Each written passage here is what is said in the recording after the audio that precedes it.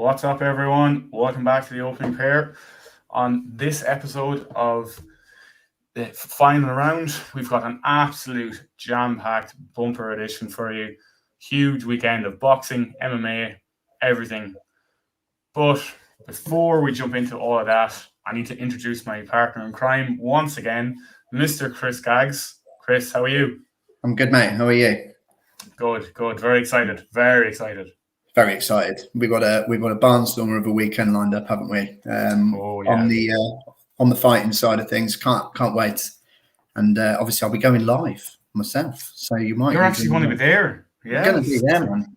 Cannot wait. Wow. What a weekend! Yeah, so I'm really excited for this. Heavyweight boxing is back, even in the big stadiums, the big occasions. So really good time to be having a chinwag about all of this as well. And there's a major UFC fight card as well, which is can't wait to get stuck into, mate. So I've been really looking forward to doing this one. Yeah, we've got quite a bit to talk about. We've a serious night of fights to look forward to. It's actually a wonderful weekend of sports, considering the Ryder Cup is on. Yep. Big football games, Chelsea, Man City, the whole shebang. But we're going to just concentrate on boxing and MMA. So look, I guess we'll jump right into the boxing straight away. A couple of big names on the undercard. I think we're going to start with Campbell Hatton. Yeah, obviously it's very early days in his career, and I think as is always the case when you get sons of famous boxers, there's always the interest early doors. But at the end of the day, these guys' careers are being very delicately managed, shall we say? So he's only working his way through, really having a bit of a feel through the professional ranks, and he's getting himself on some major cards. It's basically going to mirror Conor Benn's sort of exposure. I would have thought they've probably had similar amateur backgrounds, or in terms of sort of quality fights, because they both started so young in the professional sense. So you can kind of learn on the job. But obviously, Campbell's been around his dad and boxing all his life, so it's he's probably lived the life of boxing. So you can kind of take that into the ring there as well. But look, we're not expecting any surprises here. I think you mentioned before we came on actually that the fight itself is going to be placed between Callum Smith and Okoli's fight. So I think that's clever. I think it just keeps the crowd engaged. It gives Campbell a bit more of an audience, obviously as the crowds filter in. In fact, I've got my ticket information through now, and earlier on this evening, and it's kind of last entries at 8:00 on the screens, and he's going to get that sort of big night feel. The crowd would be sufficiently warmed up, so it's a good experience for him. I think it's all part of that learning curve, but obviously we're expecting a comfortable win for him. Definitely seems to be learning on the job. I don't know what you feel. Obviously he came into his first fight and it was all guns blazing, non-stop throwing. And things like that, and he seems to be tweaking the game as we go, tweaking his arsenal, tweaking how he sort of approaches those fights. So it will be really interesting, to have a look and see how he approaches this one. I think obviously he'll be looking to make a statement on such a big occasion for himself. So he'll be looking for a powerful stoppage win if he can get it. Hard to get it at those lower weight classes unless you're carrying sort of power beyond that division, really. But we're not expecting any major shocks. But it'll be in terms of overall experience, it'll be really good. One thing Eddie does do well is he looks after those fighters and make sure that they get the kind of valuable experiences that they can at early doors. But I don't suppose you'll think any different. But I'll throw it to you. How do you kind of see it going? No, I think you've basically covered all the aspects of it. It's more so about experience, and as you say, finding his way, finding his style as well. He obviously has that famous name, and Ricky was obviously known for the body shots and things like that, and it's more so finding his own path. And I think the opponent isn't really relevant, as you say right now. It's a nice 6-rounder for him. Probably bank the rounds. If he gets to finish, fair enough. If it doesn't, not too much of a concern. I suppose small thing is it's probably the first major crowd that he's fought in front of, and with that it brings its own aspect of adrenaline dump and butterflies and things like that. So that's a major learning curve for him once again. But I don't expect anything outside of a clear points victory, maybe a late finish. and another step along the path to future superstardom, we hope. Yeah, very early days, isn't it? Very, it would be a hell of a shock if it fell over at this stage. I think that would be more of a shock. I don't think anybody's really expecting that. So nothing too major, but it would be nothing. Yeah, how he deals with the occasion, I think, will be exactly. Yeah, because I can't remember. I was trying to wrap my brains before. Did he debut in COVID? Did he debut in? He did. Yeah, I believe he was it one of the Katie Taylor cards. I'm pretty sure he debuted on, which was basically if not COVID times, it was very limited crowd. So it's a big occasion for him. Yeah, huge. Yeah, but yeah, we expect him to deal with that, and I guess as you say, it's on that kind of floating position on the card, and it potentially leads out a big fight for Colin Smith coming back after his first loss of his career against the great Canelo. So there's no real shame in that, but he's moved up in weight, he's changed coach. It's a lot on a big occasion. What do you think, Chris? Where's this night going to lead? We spoke on this last time, didn't we? When fighters lose, they tend to look at excuses or sort of reasons behind that defeat, and often what we'll see is they'll put it on the weight. We'll go up a weight. We'll see if we can just do things at the next level up. I think Callum was always ridiculously big for that weight, to be honest. They always found it amazing how he even made that weight, and people around him would say he made it comfortably. I think it's always difficult as you get older. Like I said, there's no shame in losing to Canelo at all. I genuinely feel that he thought he could beat him. And I think actually, if you were looking at that super middleweight division, he probably was the standout candidate in terms of being able to, to be able to stop him because of his size. Because of his size, he was probably really a light heavyweight anyway, and he probably weighed well over the super middleweight limit when he actually stepped into the ring. So I think he had the speed, the power. So I genuinely thought he could have, or he felt he could. Yes, cause Canelo some problems, but like you say, this is the next step on the ladder, on the journey, and I think obviously, there's some talent at this division, but I certainly think he can quickly make inroads there for himself, and this is the first step. So he's got and he's going to get a reasonably good standing on the card. Again, sounds like it's going to be before Campbell, so he's probably that flip over of people just getting in at the last minute kind of job. He would expect to be getting the business done here. I think it will be important for him to get some good rounds in the bank, put on an impressive performance. I think he's going to go and look for a stoppage because he's very much now, I'm not sure how old he is, Gav, maybe 28, 29. He's probably he's in that prime of his career, we want to say.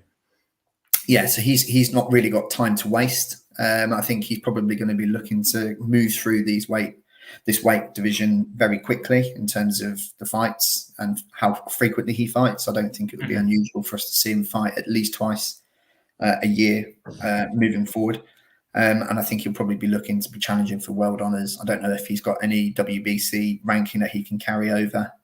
They tend to look after their fights if he moves up, but I don't think he was one that necessarily, they were held in high esteem.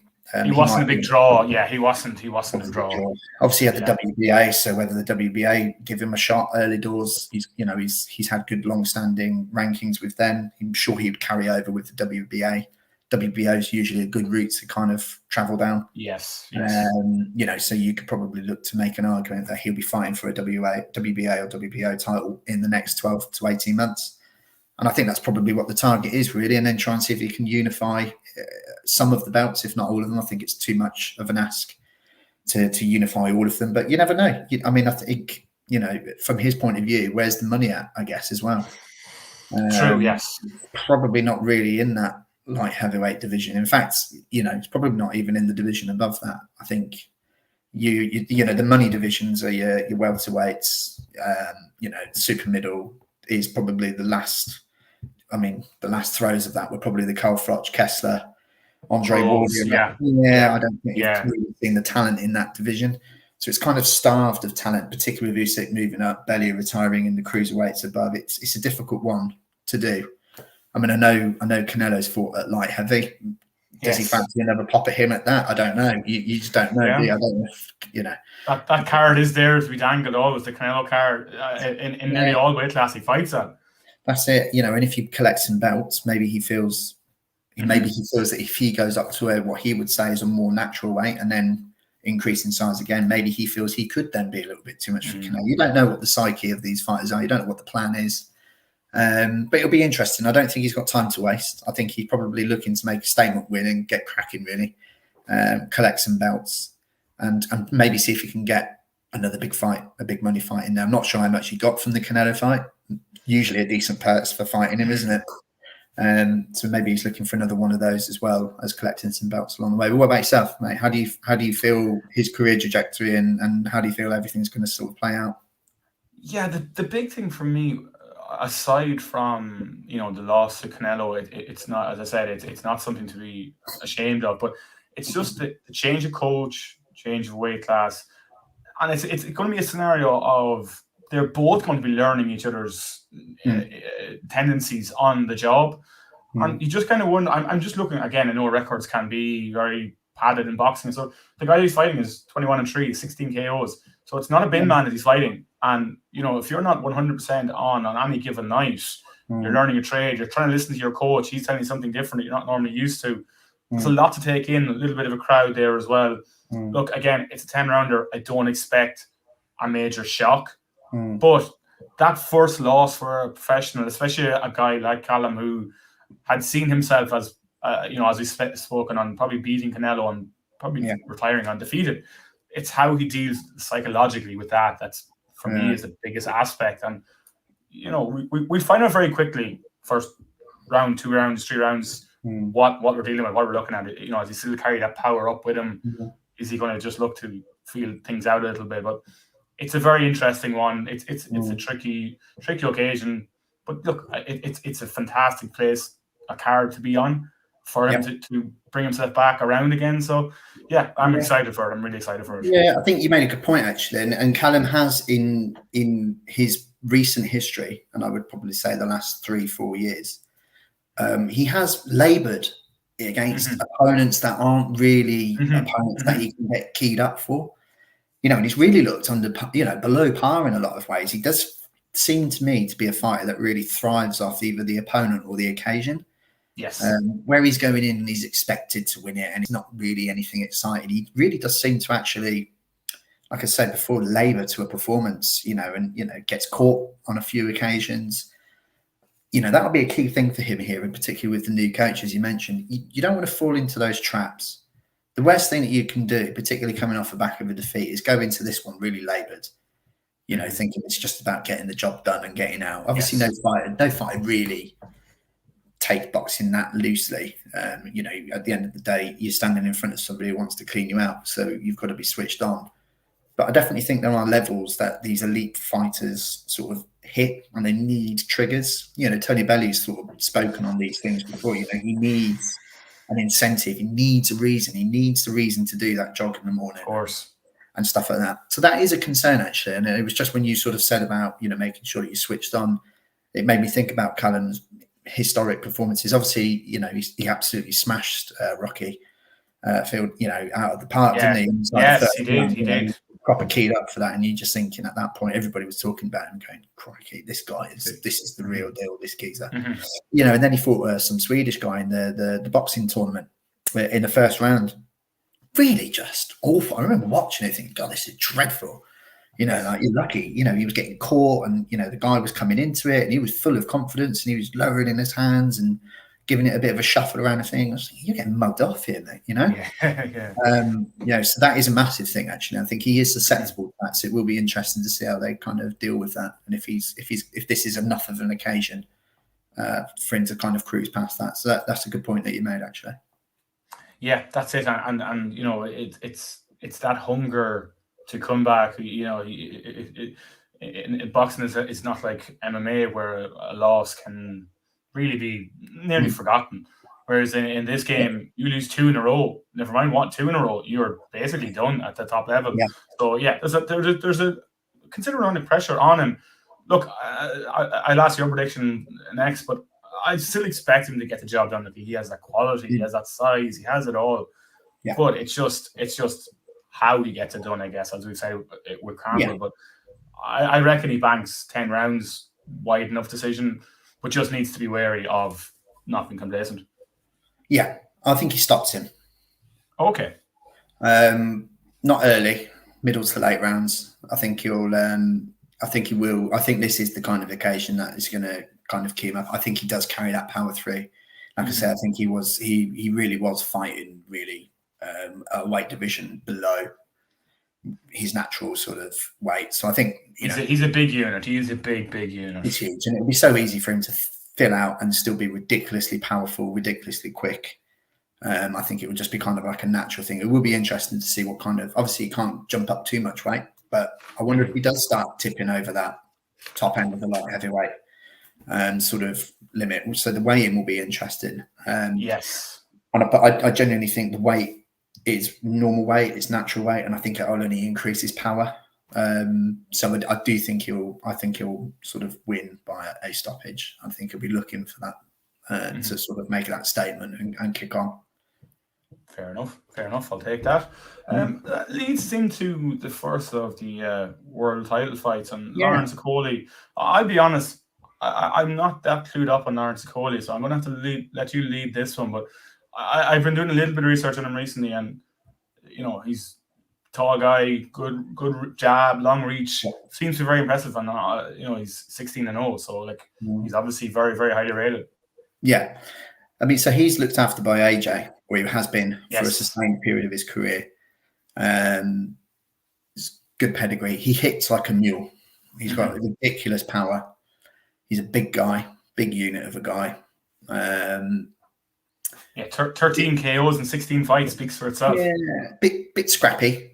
Okay. I remember he fought I was at Wembley for the Povetkin AJ fight, and Okoli fought underneath that, and it was a really bitty fight. He was laboured, ragged, a bit dirty at times. I actually recall this fight now that you say it. Yeah, it was. Let's put it this way: he didn't win any sort of casual fans with his performance. But he's gone and won himself a world title, which was the aim. He kind of went through the ranks. He's taken every step that was to be taken. He's done the British domestics, Commonwealth route, and all of that. He's done everything, and he's got himself into that position now where he's got that world title belt. I'll be looking to see a very accomplished performance from him.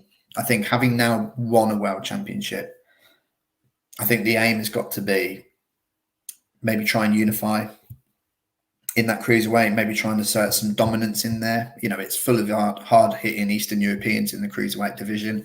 Okoli hits harder, as hard as any of them. He lives the life. He lives the vegan lifestyle.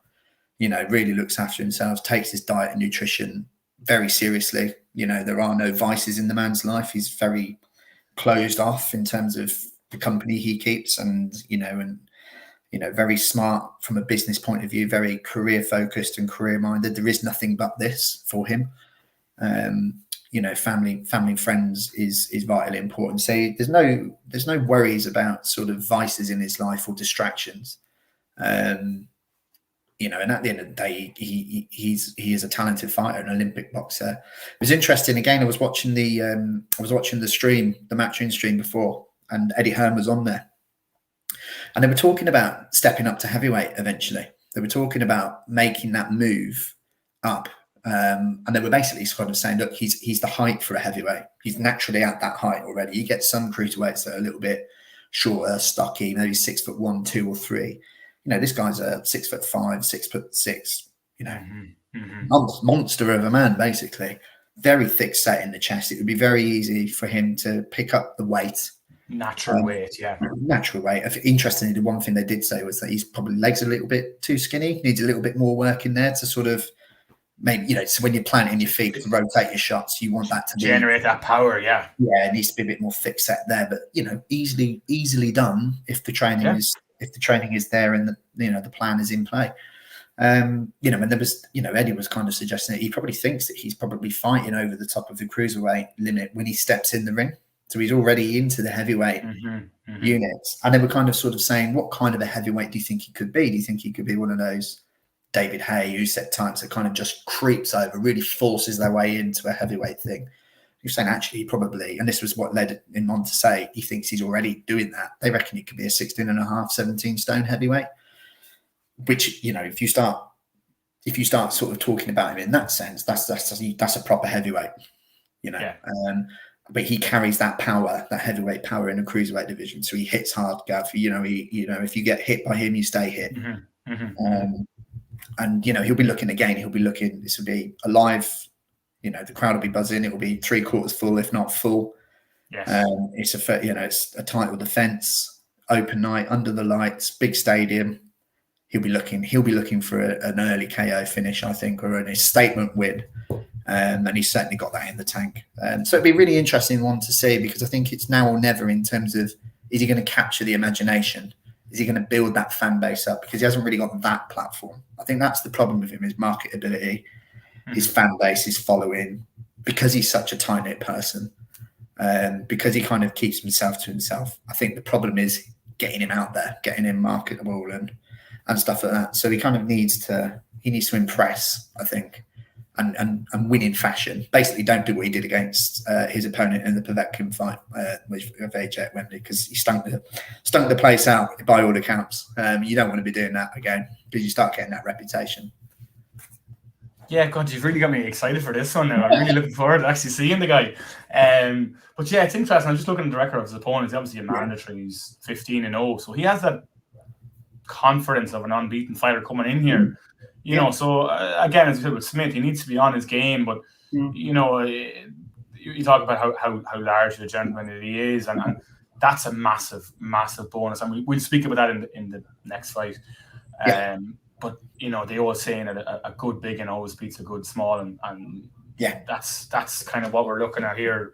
It's a very interesting scenario for Okolie, that he's managed by Joshua's management. He's on that huge stage now, and as you say, he lives the lifestyle as well. So the fascinating thing for me, and I wonder what your thoughts are on it, but those guys that live the lifestyle, that think of nothing else but boxing, but their diet, but can it be too obsessive? Can it be too much 24/7 boxing?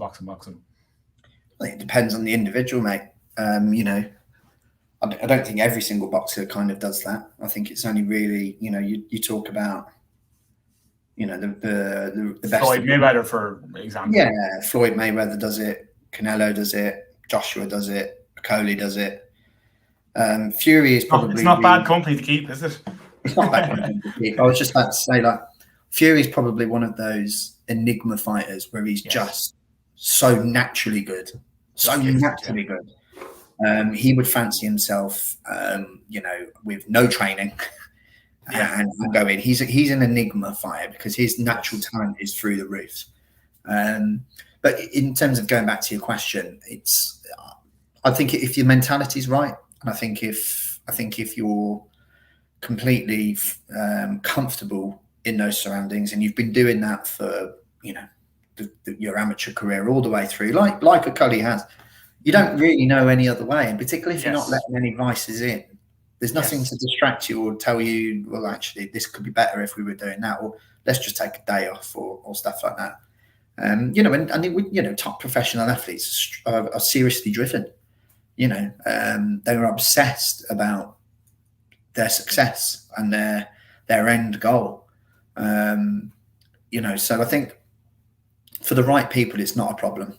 And for the people that it's, other than the odd fighter here and there, Hatton was another one. Didn't really live the last time in the ring, absolutely.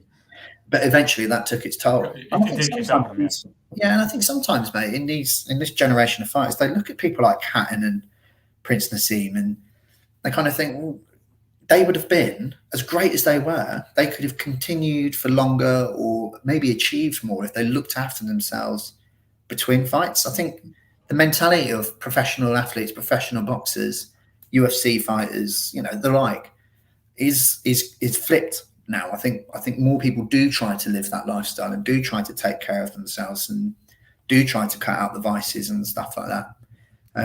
So yeah, in answer to your question, I think if you've got that right mentality, I don't think it's a problem. And I think Colin is one of those that falls under that category where I don't think it's a problem for him. So we see him being impressive, getting the victory, moving on. Yeah, I think he has to, really. Like I said, I think it's more out of necessity. He's definitely got it in the tank, but he's had it in the tank the whole time. Sometimes he turns up, he looks great. He's got these big, long lever arms.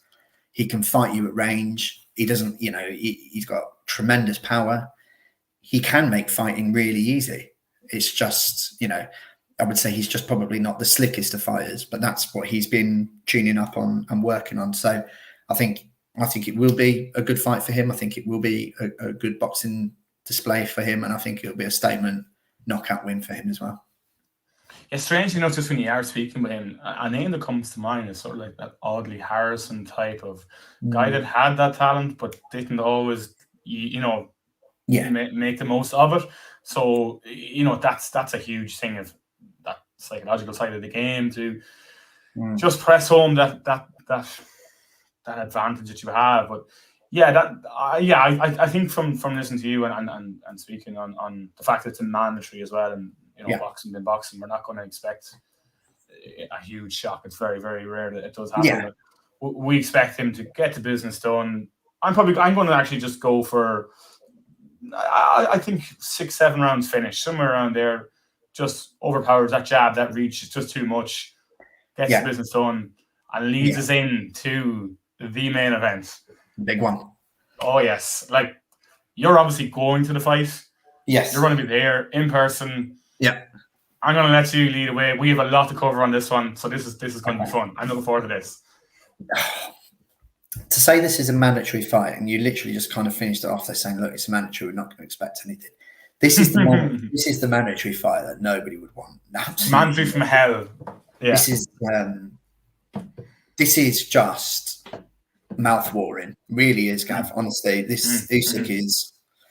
He's not impressed at heavyweight, and I think everybody would kind of say that he's been a bit at heavyweight. Yeah. But you only have to look at this guy, and you just look at him through his whole career. Everything he has done is leading up to this moment, and he is one of the best operators in the ring, one of the best movers in the ring.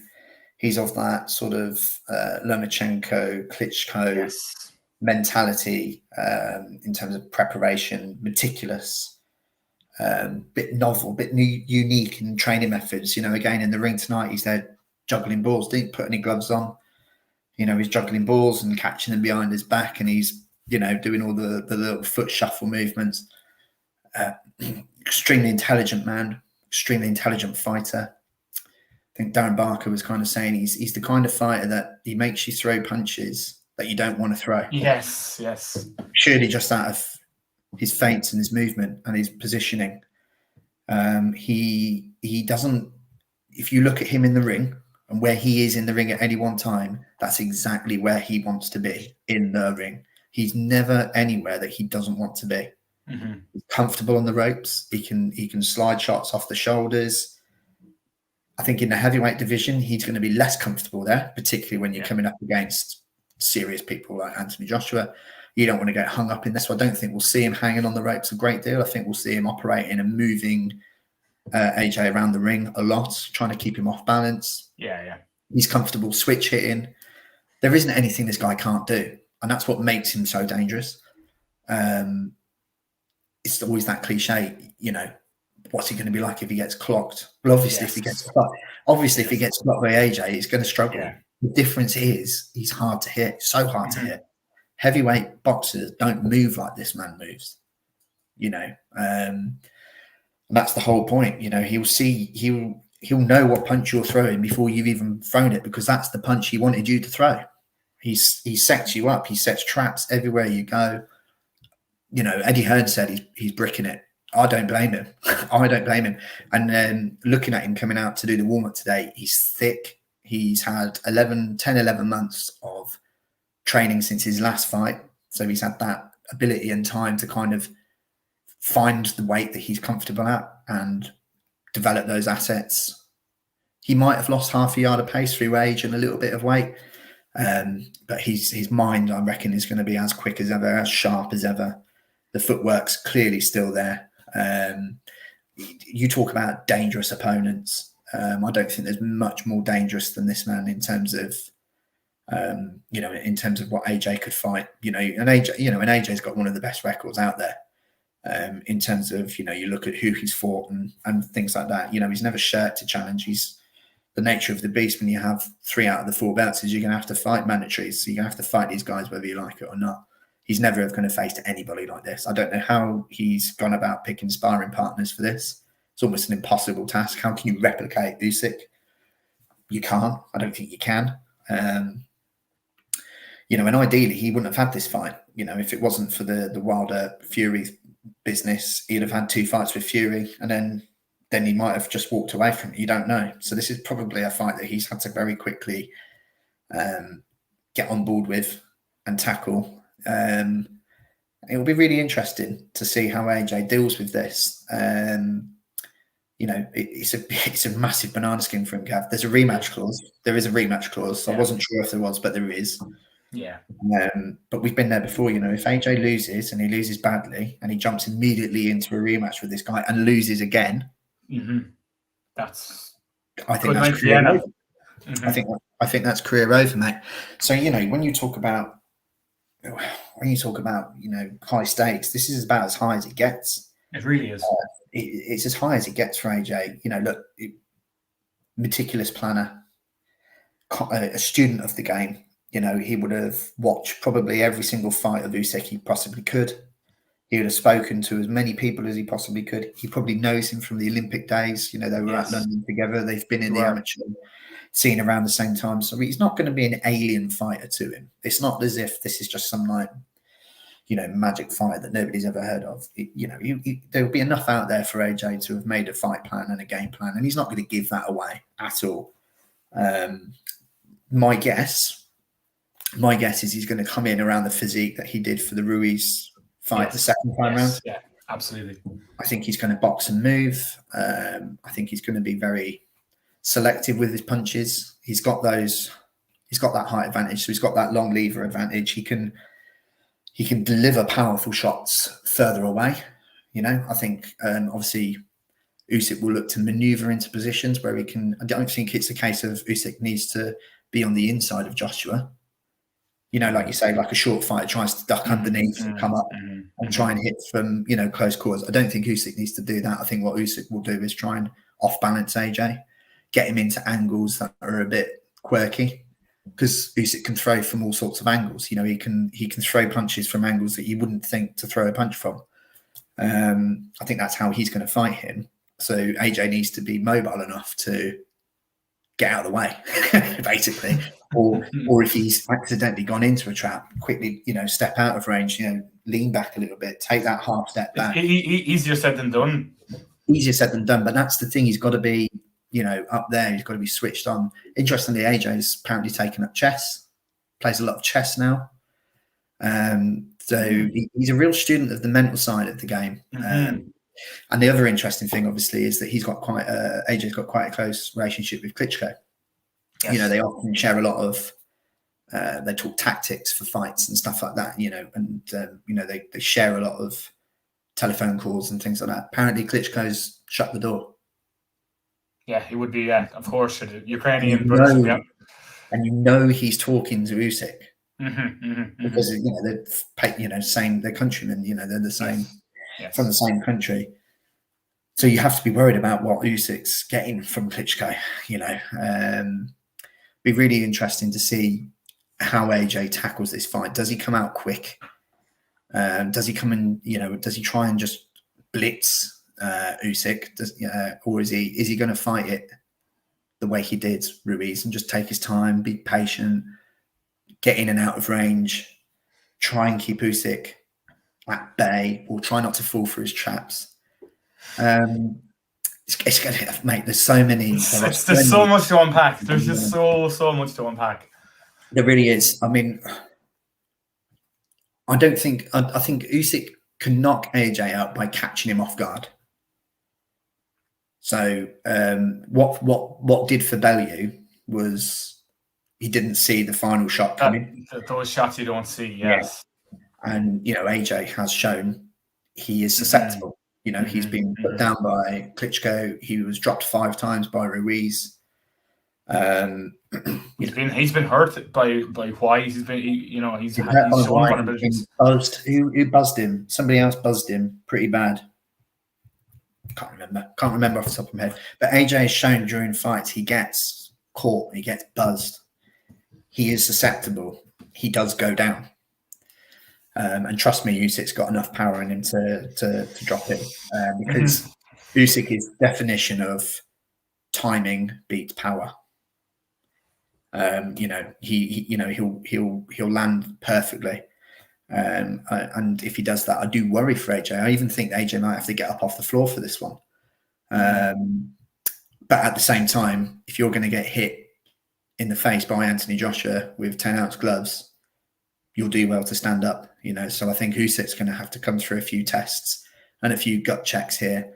And I think eventually it's just going to come down to the bigger man, the bigger power. Yes. And I think eventually this will be an Anthony Joshua victory. But I think he will have to do it coming from behind. I think he'll get knocked down. I think he'll be down on the scorecards. He started ever so poorly against Povetkin before eventually knocking him out. He has had, obviously he's had that terrible spell against Ruiz. He looked impressive against Pulev. He looked impressive against Ruiz in the second fight. He has laboured at times. Takam, bit laborious. Parker, he went off the boil. He put his foot off the gas, and Parker came back into it. Even Brazil stayed in with him longer. Yeah, he did. As well. You look at Wilder put Brazil away pretty quickly, but whilst he was getting beaten up by Joshua, he did hang around. He's stuck in there, yeah. He's stuck in. So, but also at the same time, Joshua is a brilliant finisher. Once he's got you, he will go for you. To his detriment against Klitschko, he gassed himself out trying to put him away. I don't think, obviously, if he's got Usyk wobbled, I think it will be easier to catch him and put him down, to be honest, because of the size, and Usyk hasn't had that gut check yet. So, yeah, how do I see it going? I think Joshua comes in at a very mobile, lean weight. I think he fights on his toes, at distance, in and out of range, very mobile. I think he gets caught eventually. I think Usyk will catch him in the early rounds whilst it's all still fresh. I think he goes down. I think he's probably getting to the halfway point of the fight, and he's probably about 2 or 3 down on the scorecards with a knockdown. And then I see him coming back into it. I think Usyk will start to slow down, start to struggle with the pace and the size of Anthony Joshua. When he starts leaning on him, if he can get him on the ropes and just lean on him a little bit and let him feel his frame, that will just naturally zap the energy out of him. And then I think Joshua catches him late, and we get a 10th or 11th round knockout or stoppage. Well, I cannot wait. I honestly cannot wait. You have been buzzing. I wish it was Saturday night right now. Listen to you. As I said, there's so much to unpack, and you touched on a couple of points that I actually thought of as well. That it's eccentric character that Usyk is can unnerve an opponent. We've seen it with Tony Bellew, and I know Tony Bellew is not the most mentally strong guy. He's very emotional and stuff like that. And Joshua is not the same, but that pure calmness in the storm of everything, and his eccentric way, as I said, and you just look at him, and he, to me anyway, he looked like a guy. It seems like a guy that's always planning something secret. Like, it's been so quiet, the build up. It's all about Joshua. Just the way he likes it.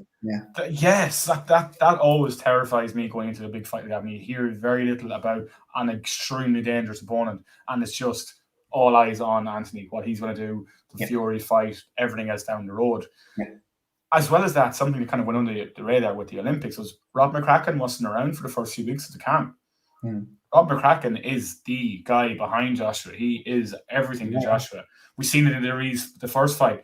Joshua was just completely gone and was asking Rob, what did I get hit with? What's going wrong? Why can't I move? Yeah. What do I do? You know, I know he's only a couple of weeks away, but that's still a massive chunk of a huge camp. And that all has to play into what's going to happen. The other thing that jumped out at me was, and it was an interview with Sky that Joshua did, and he said something strange, that he went into dark places in the camp, that dark mindset, dark, hard session.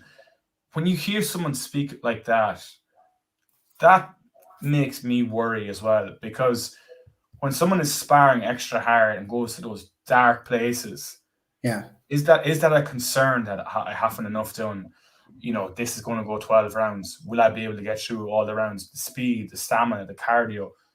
I actually think, to slightly disagree with you, I think Joshua, he will come in trim, slim, you know, but I actually think he's going to go and press Usyk early. Now, not any Ruiz pressing, but I think he's going to be like, I want you to know how big I am, how the size difference, the power, feel my power. I think that's how that fight starts off. I think Joshua comes in, managed aggression, I guess is the way to word it, and makes Usyk think, oh wow, this is not something I've felt before. Just by how he's spoken in camp, I think he's going to try and finish it. Maybe not early, but I think he worries the longer it goes, the more it actually suits Usyk with his energy and his movement and the lighter frame. And that muscle that Joshua carries, that drains in energy very quickly, or can possibly. He's an explosive type of fighter. Yeah. It's It's you know interesting. what I mean? Yeah, it's interesting. The danger with doing that is you get caught. You either get caught on the way in or get caught on the way out. Yeah. And, you know, you're expending energy doing that anyway. So, you know, to counter the point of, you know, it favors, the longer it goes on, it favors him because of his frame, because of, you know, it favors Usyk because of Joshua's frame and his size and, you know, the sapping energy. But Joshua's proven he can get himself into a condition where he can fight really professionally, really well, really slick, proper throwback amateur style, really, against Ruiz. Okay, look, you know, Ruiz was an immobile tank in that second one. You know, didn't look after himself at all. You know, so it's easy to look good with your movement when you're fighting a tree, but you know, you're not fighting a Ruiz this time. You're fighting somebody who's just going to be as good with the movement. I think the draining thing, Gavin, will be the mental side of the fight rather than the physical side. I think it will be more of the mental drain in his head. Does he want to get it over and done with quickly before Usyk starts winning the mind games? I think it's probably more of a fair argument. I think I do agree with you in that he might want to just try and go and clean it, but I think there's just such a risk with that. I think it's more about, does he want to get into a 12-round mental fight with Usyk? Yes. Yeah, that chess match type thing. Yeah. Maybe that's why he's doing the chess. Maybe that's why he's trying to train his mind mentally to prepare for this fight. Yes. But, you know, at the end of the day, I think Joshua, as much as he likes to be calm and calculated and measured, he is that brawler inside still. You know, if he smells blood, he is going to go for it. And if he gets a taste for it and the adrenaline's going, he will try and do it. And that could be the danger. And that's why this fight is just so exciting. You know, it's probably the best fight out there outside of Joshua Fury. Yeah, I think that's fair. There isn't a better fight out there for me in the heavyweight division. I think Usyk is just a slightly smaller version of Fury, and it's a great lineup for if Joshua gets the job done. Like I think that he will. I agree with your assessment. I think it's a late finish, but yeah, it sets up that Fury that massive, just all belts on the table. Yeah. Bonanza that we all want to see. But as you say, it's the ultimate banana skin, and you know, I think everyone's going the casual public are going to underestimate Usyk. He hasn't got that big name, you know, he hasn't got that character and stuff like that, and that's just why I feel just that managed aggression of Joshua, not to go all out to try and kill him early on, but just to sort of put down a marker and say, I'm the boss here. It's obviously a dangerous tactic. But again, this is what the likes of Rob McCracken and these guys are getting paid the big bucks for. They know their fighter. But yeah, it promises to be an absolutely cracking occasion, and you're going to be there. I'm going to be there. Got decent tickets. I've got decent. I'm jealous. I'm not going to lie.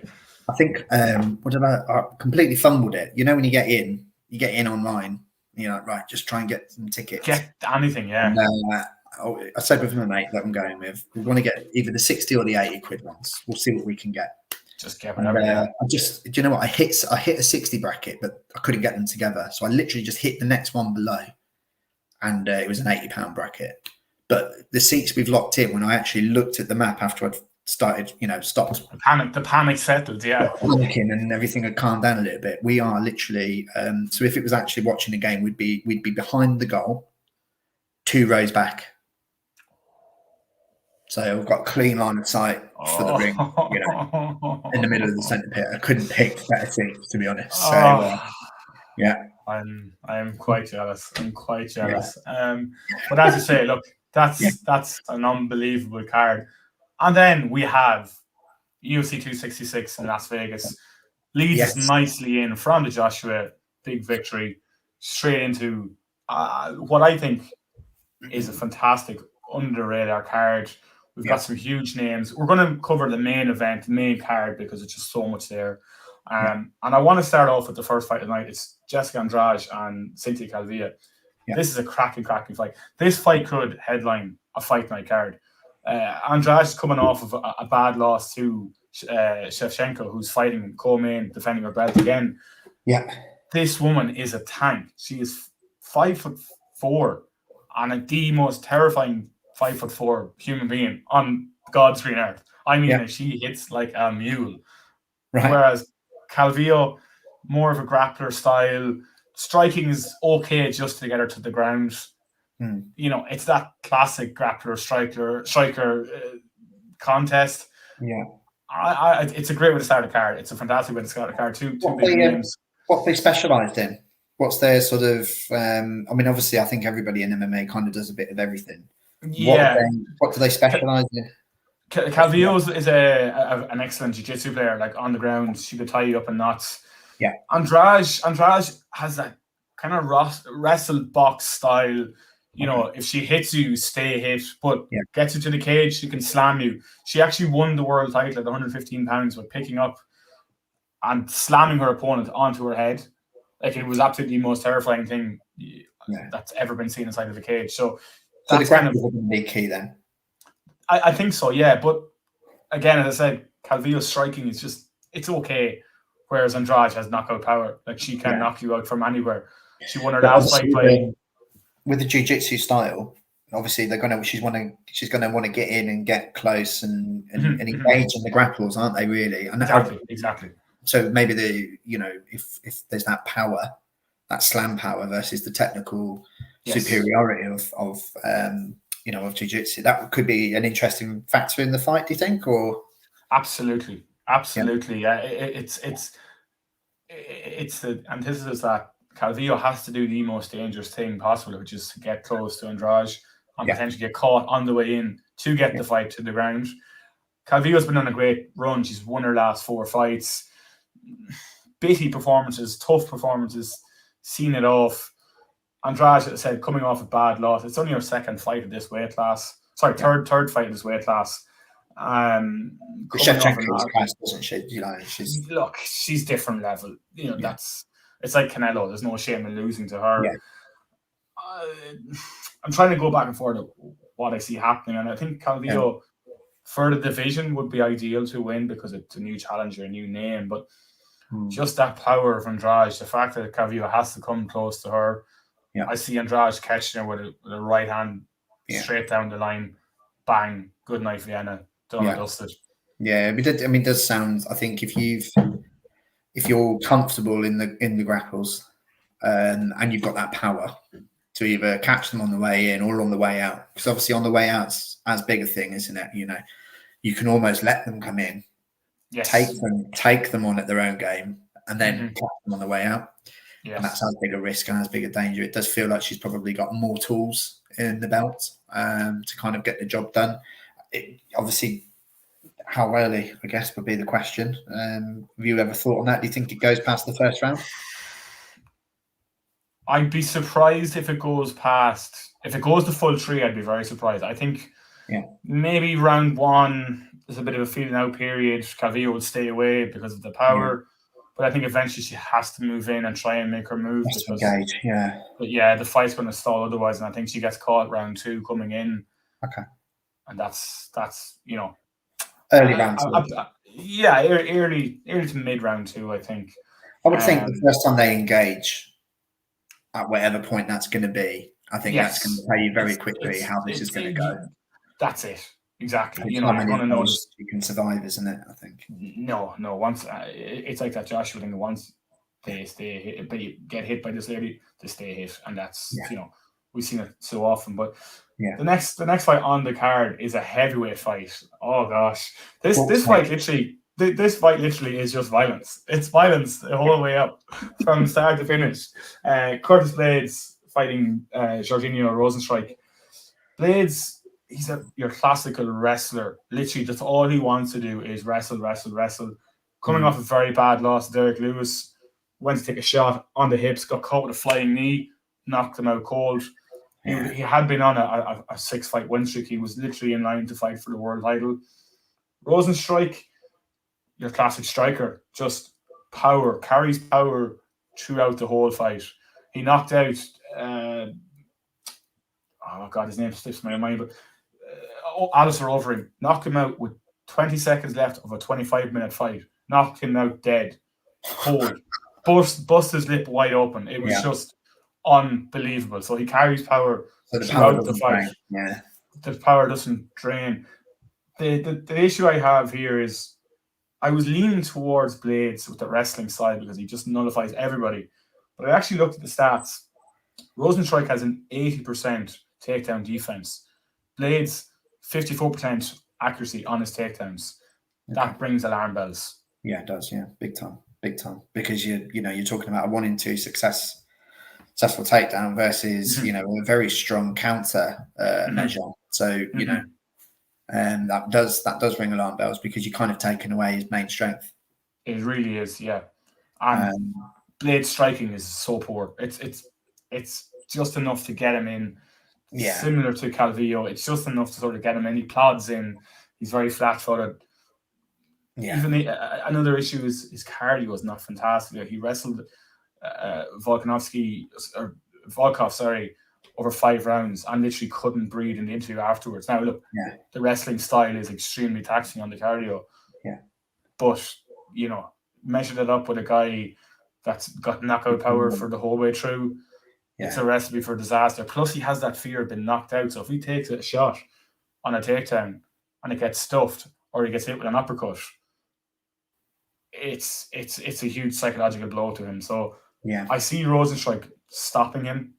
Okay. I think early. As well. I think he lands quite early. Yeah. Blades shells up and early finish. It's heavyweight. First person that lands usually stops the opponent. And obviously MMA is a lot more brutal in that respect, isn't it? Because you're basically hitting each other as bare knuckle as you can possibly get. 4 rounds close. There's nothing there. Yeah, there's nothing there. And if at the end of the day, if you've got an 80% defense ratio against the guy's major asset, and you've got the tank to go a 25-minute fight and carry power, I think this only goes one way. To be honest with you, I don't necessarily think it sounds like it's going to go too much longer than maybe into that second round either. Again, I think we could probably see it finish reasonably early. Another early night, I think. Yes. Yeah. I mean, from your point of view, Gav, what expands more energy? Trying to take people down or defending against a takedown? Or is it too close to call? It can be. Like, the thing is that Blades would have trained that style all the time, but it's just a psychological adrenaline dump, I guess, of having your takedown stuffed, especially when it's your main aspect. So that, for me, having your takedown stuffed is definitely more taxing. Obviously, look, the guy that's defending him has to exert energy also. But he wants that. That's a win for him. It's like, yes, money in the bank. Yeah, that's one more down. Every time that explosive nature of the opponent comes to shoot, another one worn down. So yeah, definitely the guy that shoots for me would be more taxed in the cardio stakes. And as I said, especially with blades, that he's shown in the past that it is an issue. So yeah, it's a big psychological thing as much as anything. Yeah, cool. All right, so we agreed on the first two fights. I think there's no disagreement so far, is there? This next fight, it doesn't even make any sense. It's actually a fight. First of our 3 5-round fights. It's Nick Diaz versus Robbie Lawler. Like, I don't even know where to start. Nick Diaz hasn't fought in the UFC since the 31st of January 2015. He has not won a fight in the UFC since 2011. Yes, he's in. It's the Diaz brothers. Records, losses, wins, doesn't matter. Does not matter. It means nothing. Robbie Lawler's lost his last 4. Okay. Again, he's a former champion. This is a welterweight bout. He's a former champion at welterweight. Diaz, his last fight was against Anderson Silva. It was at 185. It's just going to be a spectacle. It's just going to be 2 guys that love to fight. These guys live to fight. The Diaz brothers, they do triathlons for fun. They are adrenaline junkies, fitness junkies. Yeah. Just have that fighter mentality. They live to fight, live to scrap. Jiu-jitsu, MMA, that is their life. Yeah. I cannot wait for this. This is just craziness written all over it. You'll know a bit more than me about this then. So what's the background behind this? Like, where's it coming from? Why has there been such a gap? And why now? Like, I guess those are the questions you'd probably want to be asking, isn't it? I don't know if it's a rematch from 2004 between these two. Which they don't hold a grudge then, no? They don't. It's the thing is, okay, with Nick Diaz, as I said, the lifestyle that they live, they're connoisseurs of the weed lifestyle. We'll put it that way. Gotcha. And unfortunately for Diaz, a ludicrous decision, which was finally overturned recently, he actually tested positive for marijuana after the Anderson Silva fight and got a 5-year ban, which was insane considering that it's now not illegal to test positive in the UFC for marijuana. So hence the ban was only recently enough overturned. Yeah. Again, the Diaz brothers, the way they are, they don't really care about rankings, belts, any of that sort of stuff. They kind of just fight whenever it suits them. But they have an unbelievable cult-like following. So that's why this fight is so big. With Robbie Lawler, as I said, he's been on a terrible streak lately. He's still ranked number 15 in the welterweight division. But he's definitely trending downwards. He definitely is. He lost the belt. He was one of those types of champions that, a bit like Tony Bellew in a way, that he was a champion, but he could lose on any given night. Yeah. Defending. Came through a lot of wars, time caught up with him, that kind of thing. He's had a very up and down 28-14 record, so it speaks for itself. Real mixed match, isn't it? Real mixed match. Having said Nick Diaz is 26-10, so these guys are just entertainers. They're the guys you just have around all the time. Yeah. And they put bums on seats, and I can't wait. I literally can't wait. Right, so come on then. How's it going? I don't know. I have no idea. I know you have the thing of you like to go off of a guy's recent track record and that sort of stuff. It's not really. It's nothing ready to go off, isn't it? It's not really not in Diaz's case. But look, let's be honest. I know Lawler's on a 4-fight loss streak, but he's actually been in the cage and been active and training. So don't get me wrong. Nick Diaz, as I said, he lives that fitness lifestyle. He's done a lot of partying also. But there's nothing that replicates actually being in the cage, up against other men, grappling, striking, all that sort of stuff. So I see Robbie Lawler. I think it goes 5 rounds. I have a feeling it goes 5 rounds. I just think Lawler just has that little bit of ring. I suppose cage time is the best thing. He has the cage time banked that Nick just does not, and I think that's how I see it going. But I'm really not sure. Yeah, I think there's not really much for you to be able to pick at, No.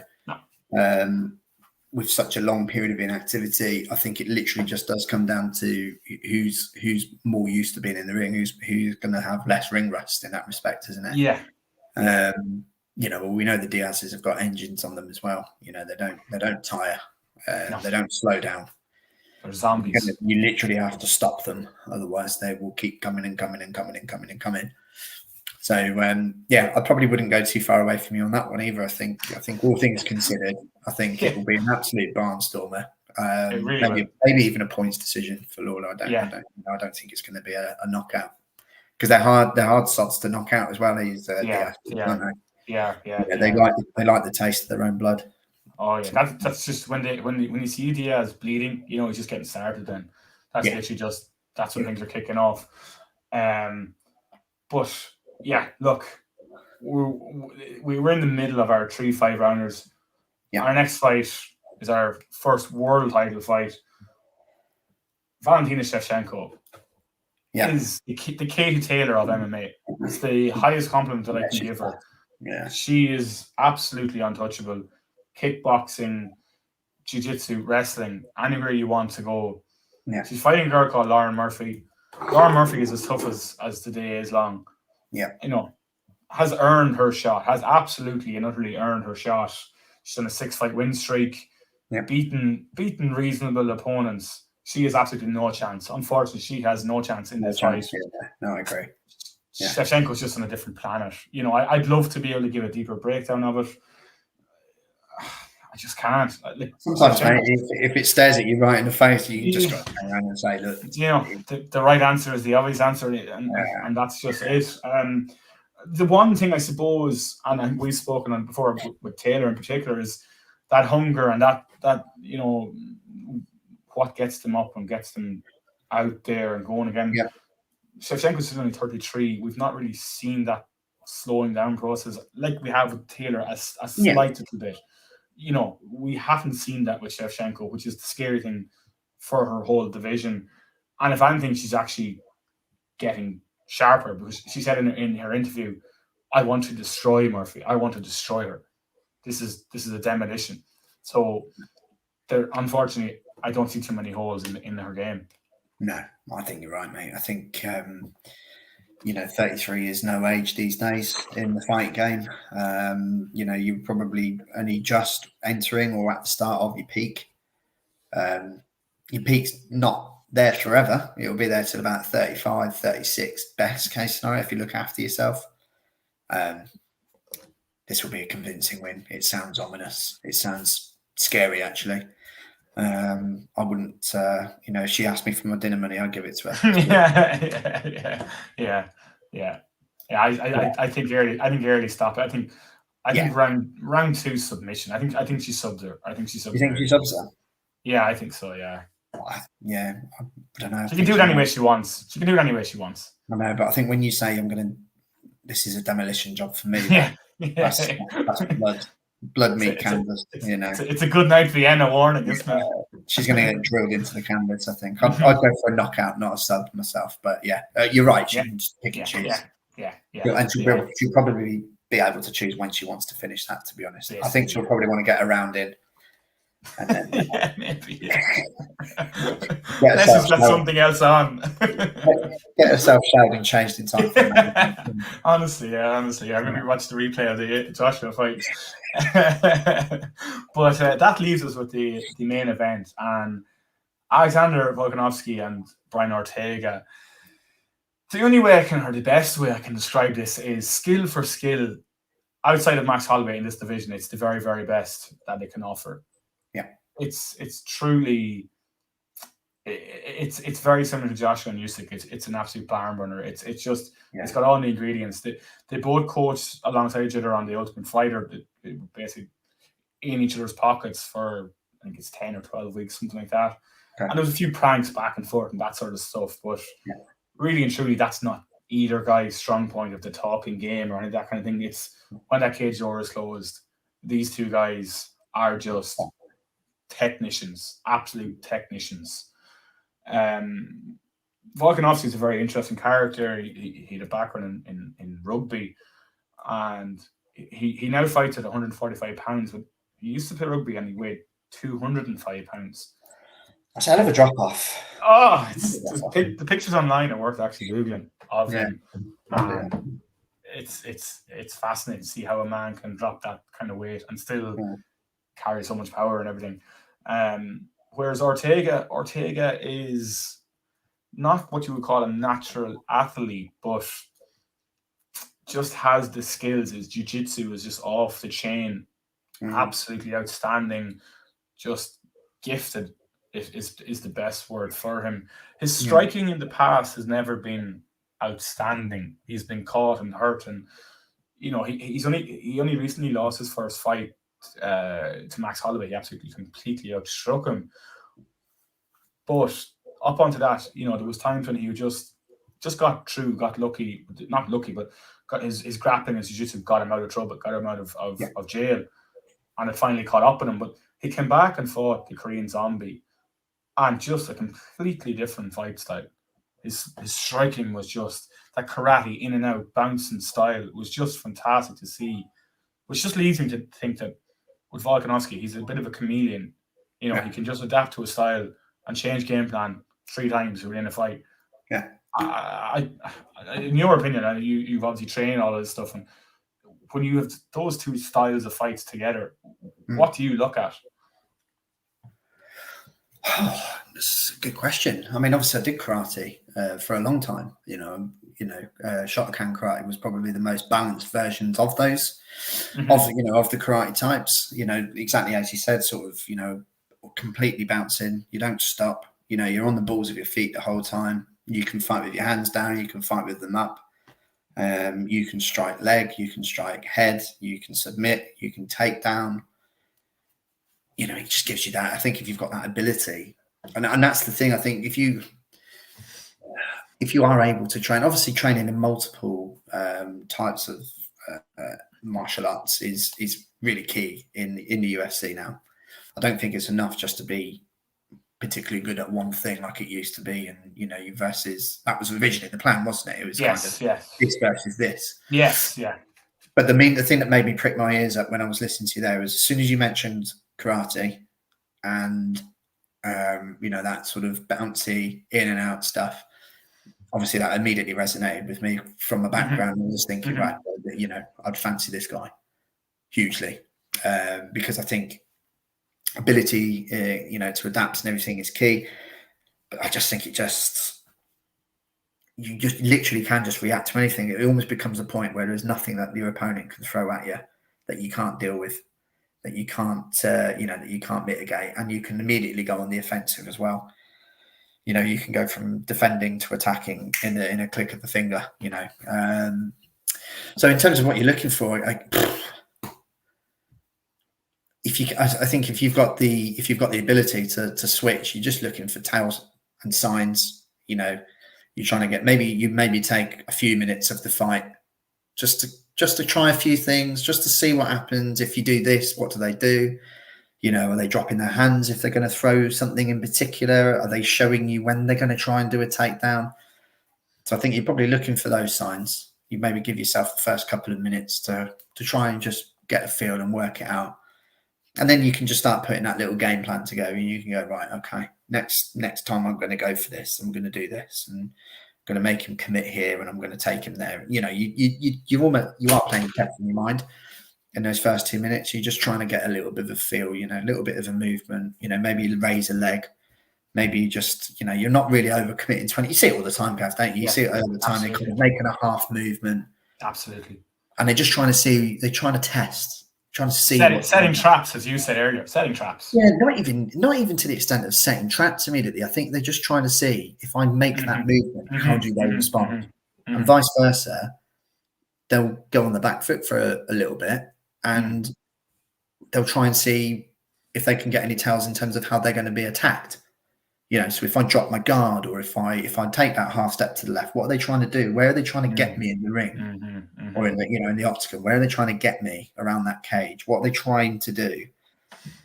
See, and then you may start going into the traps phase. You might then start implementing Yes. the plan and stuff like that. Yes. So, yeah, be very interesting. I think you probably see.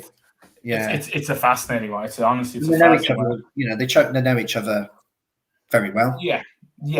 There's a bit of a back and forth there recently, and the thing is as well. I suppose with Volkanovski in particular, he's probably the most underrated champion in the UFC. You know, he's that type of guy that, like, he's beaten Mendes, he's beaten Aldo, he's beaten Holloway twice.